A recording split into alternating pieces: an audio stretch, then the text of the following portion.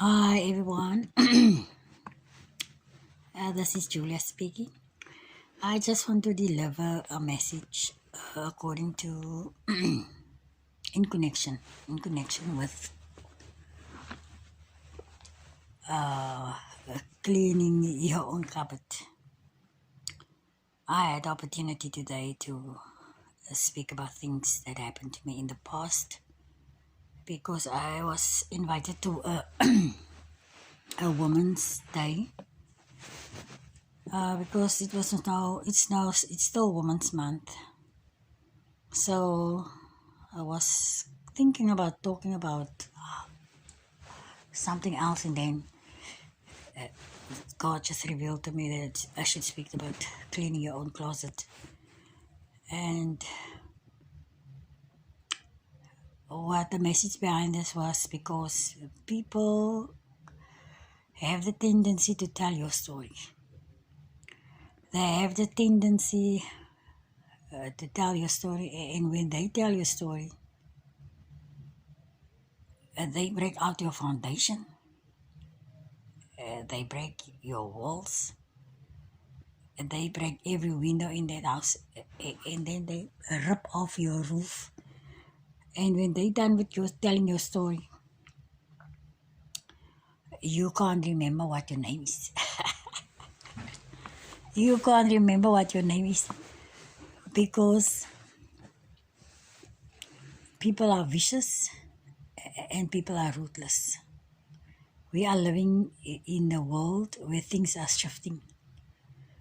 Like the scripture said, those who are down is going to get up, and those who are on top is going to come down.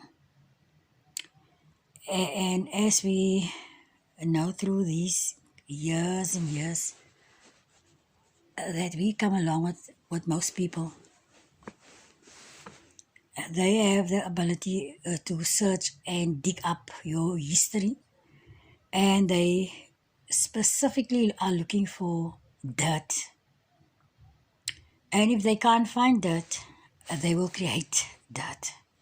We are still in the awakening procedure where we are still discovering who we really are. Most of us have no idea who we were yesterday. And what we are today is all hearsay. It's all hearsay. We have no idea where we come from. We have no idea who we are.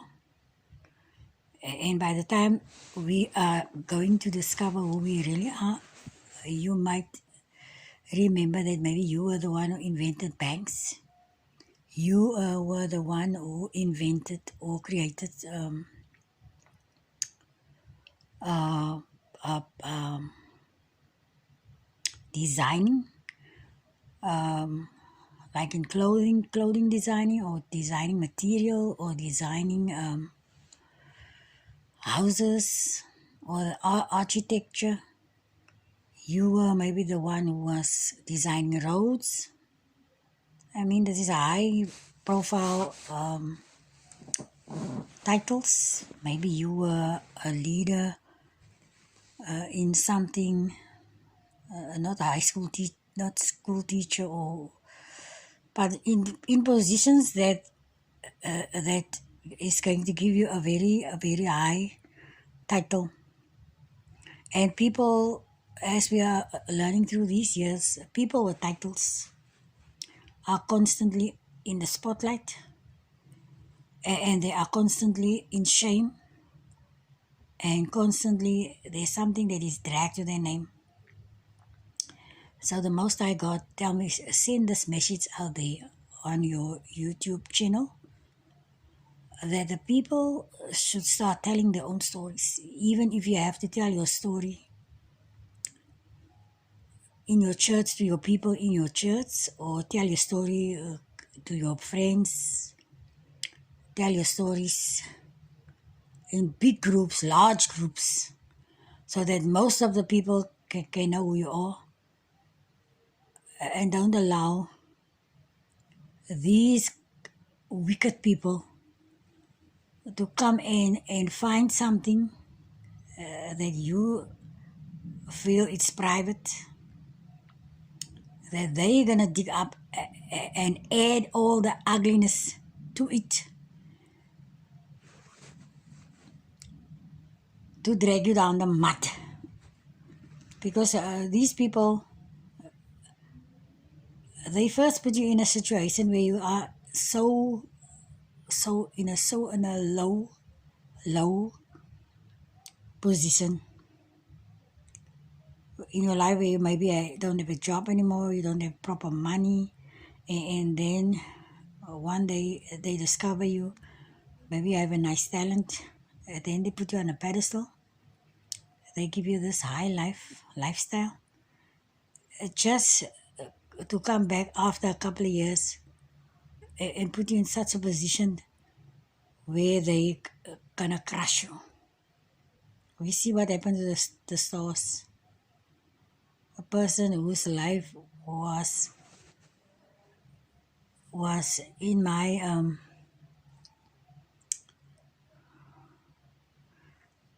on my mind was the life of Whitney Houston and Michael Jackson. People who come from a very poor background with a very, very beautiful and God-given talent was put in a position where they become comfortable and so rich, very famous, very high, and at the end of the day, they bring them down. And they just didn't just bring them down to retire. They bring them down to crush them. And after they crush them, they make sure that they will never be able to stand up again. So this is the message that the Most High God told me. Tell the people that they should tell their stories themselves. They should tell their stories themselves, because I can tell you an example. A couple of years ago, when I was still very young, I was working in a factory, in a radio factory, and I was the final line tester. So I started testing the radios, and something went wrong with the radios, and I failed all the radios. But somehow the fault finder and the manager didn't want to fail the radios. So automatically the blame came to me, because I was the final tester on that radio. And I did fail all that radios. So when it was time for increase, the owner of the company decided he's not going to give me increase, because they sent out the radios into the field. And when the radios went into the field and go to the people's, into the shop, they found that fault on the radio, and most of the people sent the radios back to the shop, and the shop had to send the radios back to the factory. And it was a big loss to the company. It's obvious somebody has to be blamed for that situation. So I was the one who was blamed for it. And the manager decided I'm not going to get increase, because I don't think I deserve a increase. But I told the supervisor, I told the floor manager, I told the fault finders, I show it to my testers, the tester next to me, I show it to the guy was working next to me, who was closing the radio. I show to all of them, they were my witness. That radio, I did fail the radio, and the manager was the one who decided he's not gonna send that radio. He's not gonna fail the radios, because there was a distortion on the radio. So I didn't get my increase. So the supervisor and the floor manager get into an argument, because the owner of the company come to them and he scolded them also. He wasn't scolding me, he scolded them. He blamed them for the fault of the radio. But I didn't get my increase, because I was the final tester. I was supposed to pick that up, and I did pick it up, and I did fail that radio. So the two of them get an argument. The supervisor and the floor manager get an argument. And after in that argument, they were so angry with each other because he was probably decided they also not gonna get increase. So the supervisor went up to the owner of the company, and she said, but Julia did fail that radius, and she did tell the fault finder and the floor manager and herself and the one who was working next to close the radios. There's something wrong. There's a distortion on the radio and the volume is too low. And the owner of the company called me to his office. So when I went up to his office, he was talking to me and he was asking me. I said, I did fail the radio. But he was looking to me like, it doesn't matter what I'm saying to him. He made up his mind about what happened with the radio already. So even if I can tell him, or even if I go call the witness, I was supposed to come to him myself, and I didn't do that because I was talking to them because there is procedures. You go to your supervisor, the supervisor is going to the manager is going to the head boss. And that is a procedure that I did follow. And I could see on his face, I was supposed to come to him and I didn't come to him. He don't feel that I deserved an increase. So at the end of the day, he did give me an increase, not the full one. A certain percentage of the increase he did give to me because he was still angry, but he did give. But this is the thing about when people made up their mind what they hear about you or what they see about you, they don't care what the real story behind it is. They don't care what the real story behind it is. What they see is the truth to them. And the truth are deeper than the thing that people can see. There was another scenario that happened to me also a couple of years ago. I was working at this hotel, and there's a guy, he had a girlfriend. He even had a child with this girlfriend. Well, she was he had a child already with her. And one day, I was in the room next door. Somehow there's a hole in the wall in this room that I was, and this guy was coming into that room, and he just grabbed me. And when he grabbed me, I tried to get loose, but he didn't want to leave me. And he kissed me, and I think it doesn't matter how I struggle. For me, it's just to stand still and let him finish. But I know this guy. He kissed me. I just stand still because I think it's no use for me. I'm not strong enough to get out of this grip. And somebody saw the incident. And what she could see is, here is a relationship between the two of us. She already also made up her mind. What she saw and what happened there was two total different things. This guy was grabbing me, holding me in the grip, and I couldn't even move. And there was no relationship because I didn't even like this guy in that way. I didn't like him in that way. And she made up her mind, and she went and she go tell the girlfriend. She go tell the girlfriend about what happened there. And I thought, okay, it doesn't matter what I'm telling you now, because I was trying to tell her what did really happen, and she said, but I saw you guys. I said, okay, you saw what you saw, and you made up your mind what you saw. The things that we see, and the things that we hear, and the things that really happen is three different scenarios. It's three different scenarios. What you see is not real, because looks can be deceiving. Looks can be deceiving. So now somebody's going to come out with your story, and he's going to tell the story according to how he saw it. But you were in this incident, and you know what really happened to you is the only one who can tell your story the way it did happen. And when somebody else is going out there and go tell your story to the world, they're going to crush you, because the intention is to crush you. And the positive side of your story is also there is somebody else who have that same scenario happen to them. Your story is going to give them the courage to speak about their story. And your story is going to be the healing. Your story is going to be the healing for that person, and that person's story is going to be the healing for somebody else, and somebody else's story is going to be the healing for the next person. Because I decided I'm going to tell my story. It's time for us to love the truth. Hiding behind closed doors and hiding behind, ashamed. What is the people going to think? The people is going to be so glad. Oh my God, at last somebody has the guts to speak about the same thing that happened to me I don't know how many years ago. Speak your truth. Speak your truth. Because at the end of the day, you're going to save lives.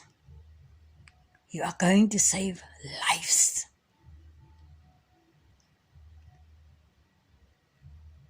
And it's gonna give you an opportunity to clean that mind of yours that feel you have to settle. You don't deserve better. You don't deserve better. And you have to settle with what is given or what is put on your plate. And so many things happen. More and more platforms are opening now. I saw more and more people are talking about the things that happened to them. It's time for us to tell a story, because God wants us to start healing. God wants us to start healing, because it's a lie, a false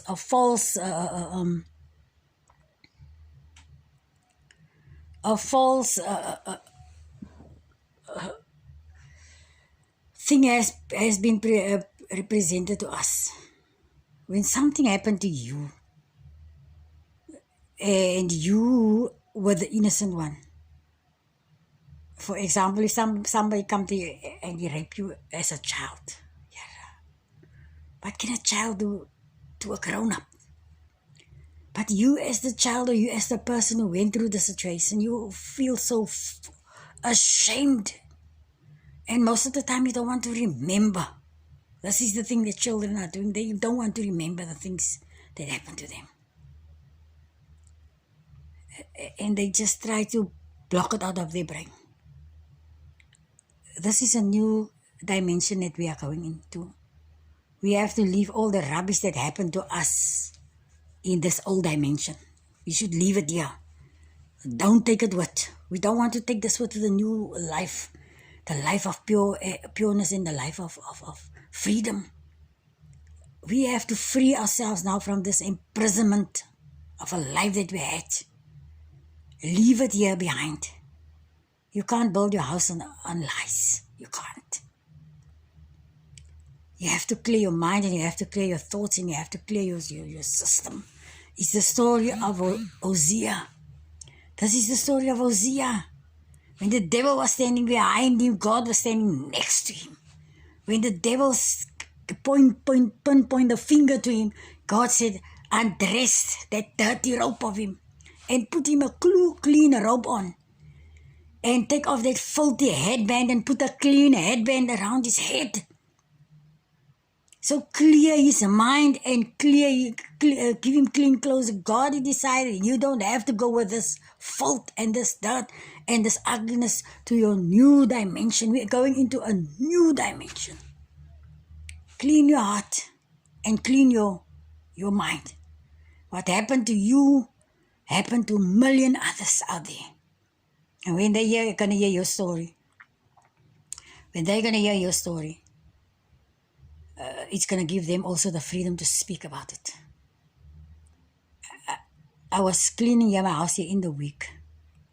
As I was cleaning my house, a story, a memory did come back.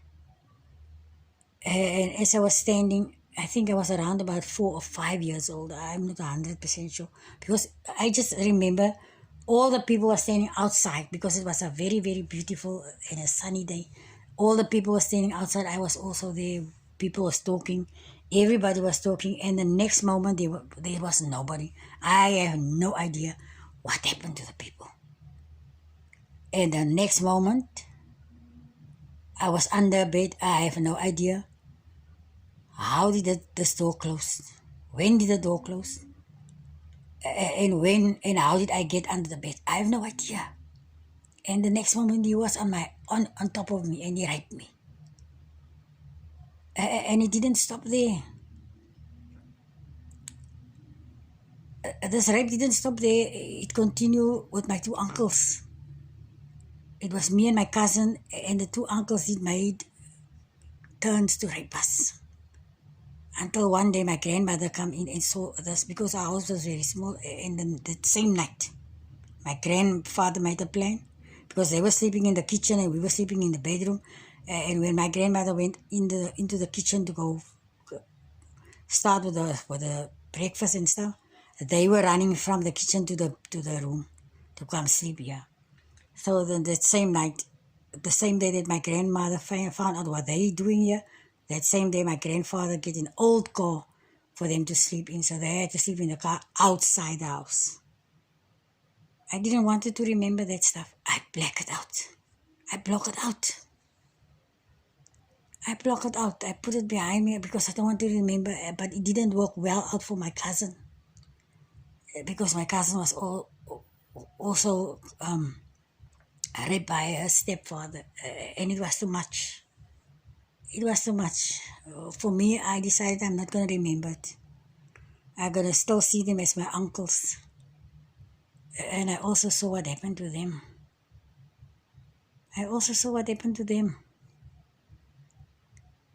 The one could never have children because he lost his mind, and the other one was in jail for I don't know how long. Literally forever. From the age of 18 up till more than 20 years. For break-ins and all that stuff. So I went through so many messed up relationships, and I started to question myself. It's a one broken relationship on top of another broken relationship on top of another broken relationship, and I had these children, and I was wondering, my God, what is wrong with me? There must be something wrong with me. What is wrong with me? And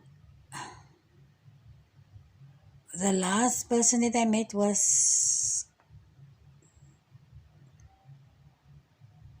after 20 years.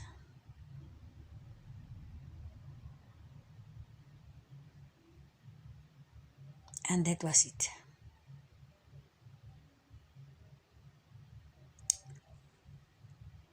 I was broken for a year. I cried for a year.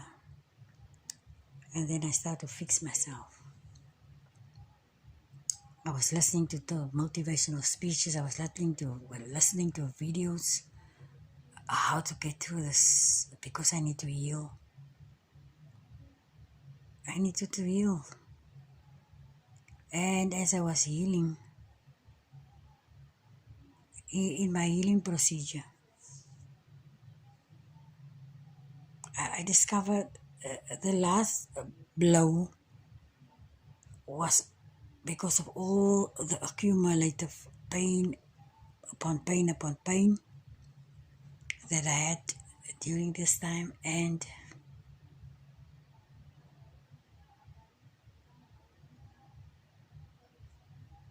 it was too much. So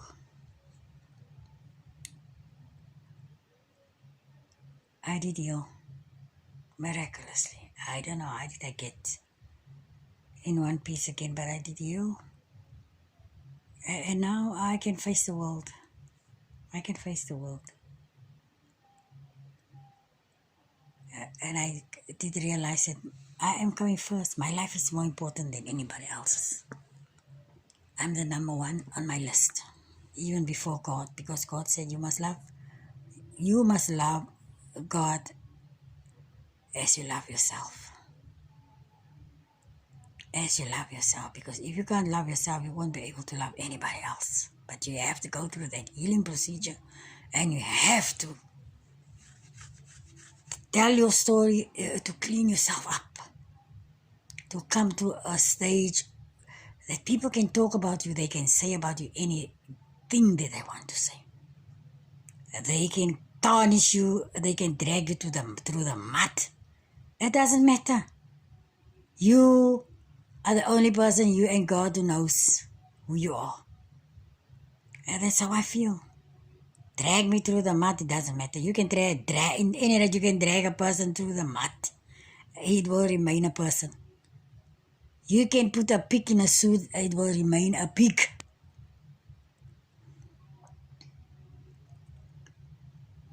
It will remain a pig. It doesn't matter. If you can reach that level where you start to see that you are the most important person in your life before anybody else, you will be able to survive any disappointment that is coming your way. It's not that you're not going to feel anything. You're still going to feel. But at the end of the day, you're going to realize, I love myself enough. I love myself enough. And I'm not going to allow other people to tell me where I'm standing in my life.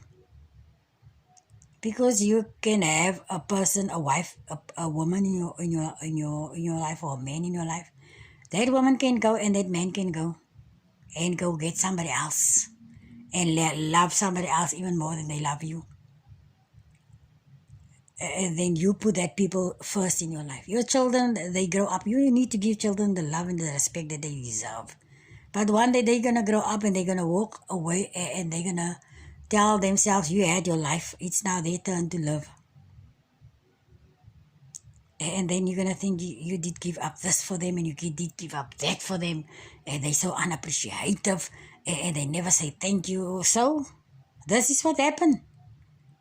When everybody else is standing in front of you, this is the things what happen. But if you stand in front of everybody else, then that can happen. It doesn't matter. You know where you stand with yourself, and you know where you stand with anybody else. You come first. You come first. That is the only way how anybody else is going to understand what the mere word. You should love God as you love yourself. You can't love other people more than you love yourself. No. I was always wondering, how can you love somebody else's child like this? That is not love. That is something else. And when that person is walking out of your life, you're in so much pain. No, that is not love, man. That is something else. That is something else. Because I was one day I was sitting in a bus and I was driving past the beach, and all of a sudden I was feeling so tired. So I closed my eyes and I started to sleep. And in that moment I had a vision. And I had a vision of the most beautiful, beautiful hands. The most beautiful and caring hands I saw in front of me. And as this hands is folding inside of the one hand, folding or rubbing the other hand, I saw the purity of love. Love doesn't hurt that much. No. That is not love. That is something else. I saw the caring, and I saw the beauty, and I saw the tenderness, and I saw the kindness in those two hands. And I saw love. That was love. And if you go to the book of Paul in the book of Corinthians, and you go through that scripture in 1 Corinthians 13, you can understand what love is. This love, where you are so in pain and you so broken and so messed up that you can't even know where is your fingers or where is your hands that you can wipe your nose. because you're in such a state you can't manage drinking wine on wine because you don't know how to handle this painful situation that you are going in. This is not love.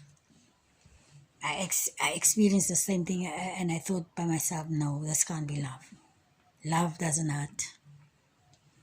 Love doesn't hurt. This is not love. This is something else. This is destroy. This is destroy. And it doesn't even come from the two people who is in the situation. I think it's made of something or somewhere, somehow, how somebody is doing something to us to break us. But it can't be. That is not love.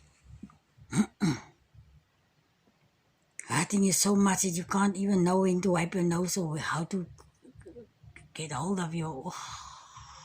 you can't find your feet. No, that is not love. That is definitely not love. I was sitting here today also and thinking this can't be love. No, this can't be love. You can't love like that. It feels like you're in shambles. Love doesn't hurt. Love doesn't hurt. No, love doesn't hurt. That is the day when I had that vision of that hands. I saw that caring and tender and kindness, and I saw everything just in their two hands, the way those two tiny little hands of a woman was, the two hands was rubbing against each other like washing her hands, but there was no water. She was just rubbing the hands, and I saw this hands of a young woman, and I saw this is love. That is love. You can feel the tenderness of a mother who's taking a baby inside her arms, and she care and tenderness and the kindness. What we are going through is definitely not love. It's something else. But this is the story. Start cleaning your own closet. Don't allow other people to tell your story, because when they're gonna tell your story, it's gonna have a different sound. It's gonna have a different tune. They're gonna tell it the way they see it and not the way you experience it. And they're gonna put it in such a way that it's going to be something that's gonna crush you. So tell your story. Tell your story, because you are going into a new dimension, into a new lifestyle, and into a new living situation, and you can't build your house on lies. Erase all the lies, leave the past in the past, and move forward into a future with a new page. I hope you guys find something in this message, and I hope you guys can subscribe to my channel. I also hope that you put the likes out there, that more people can understand that we are going into a new dimension. I know most of people feel they're awake. Most people are not awake. Most people are not awake. But we're going into a world, and awakening is root. It's root in our heart. I can hear how the people is speaking about the religion and all these things, but most people are awake and aware that this world have to come to an end. This world is ending already. We just have to move and do the things that is needed to be done. And I hope you guys